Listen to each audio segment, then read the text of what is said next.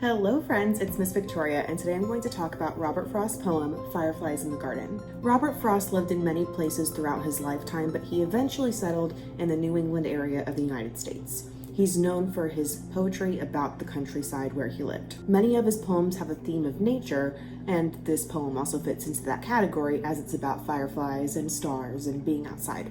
Before we go into the analysis and rhyme scheme of this poem, we're going to read it. Here come real stars to fill the upper skies, and here on earth come emulating flies, that though they never equal stars in size, and they were never really stars at heart, achieve at times a very star-like start. Only, of course, they can't sustain the part. This is only a 6-line poem, but it has a lot of meaning. I'm going to analyze 2 lines at a time to get through this whole entire poem. The first 2 lines of Frost's poem read, "Here come real stars to fill the upper skies, and here on earth come emulating flies." The speaker is in a garden, he's observing different things that he's seeing, and this is one of the observations that he makes. So the stars are the real source of light at nighttime, but then these fireflies come along and they're trying to imitate the stars that they see above. Lines 3 and 4 read, "That though they never equal stars in size, and they were never really stars at heart." So they aren't equal to stars, and they aren't stars at heart. They're fireflies at heart. That's who they are. That's their essence. And though they try to emulate or imitate stars, they can never truly be stars. Lines 5 and 6 kind of wrap up the poem.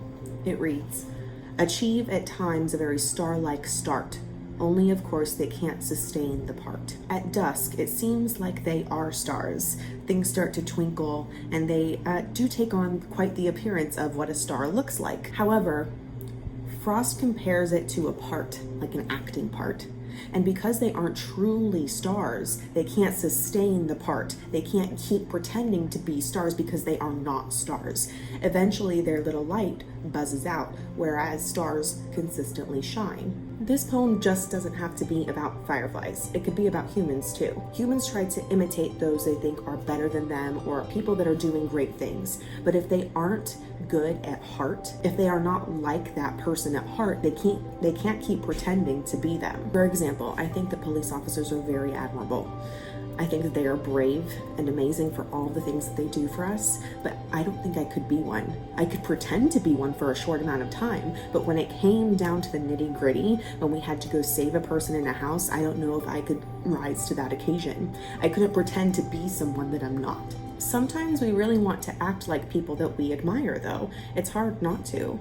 We want to be like the people that we think of highly. However, some people are different than us, and it's okay that we all have differences. We can't keep pretending to be someone that we aren't, though. Eventually, we have to find out who our true selves are. If you noticed in the poem, Robert Frost rhymed the first 3 lines and the last 3 lines together. This is called rhyme scheme. Poets use rhyme scheme to accentuate the musical qualities of our language.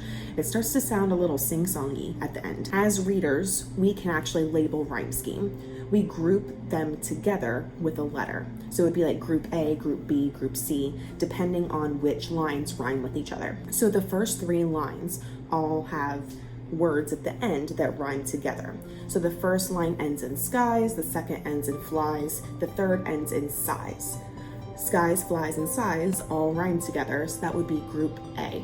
We would put an A next to that line on a piece of paper if we were to label the rhyme scheme. The last 3 lines also have words that all rhyme together. We have heart, start, and part. The next letter of the alphabet is B, so this would be group B, the second group. We would write a B next to those lines to mark that they all rhyme together.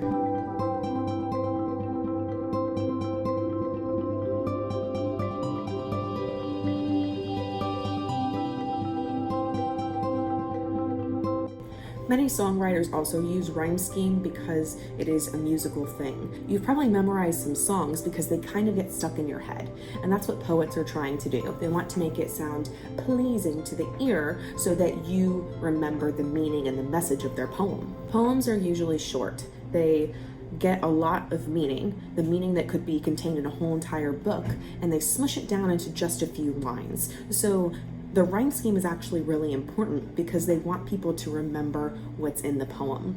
It's a lot easier to memorize when things rhyme and have a rhythm about them. Alrighty friends, if you have any questions about this poem, or if you have any thoughts about this poem, leave it in the comments below and I will be happy to respond to you.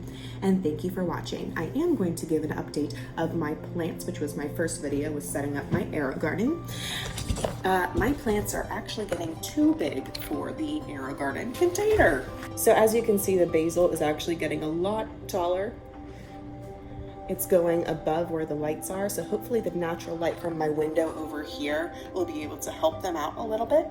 I'm going to be moving on Friday though, so hopefully I can put them next to a window and those plants can get all the sunlight that they need. That's all I have for now. See you next time. Bye.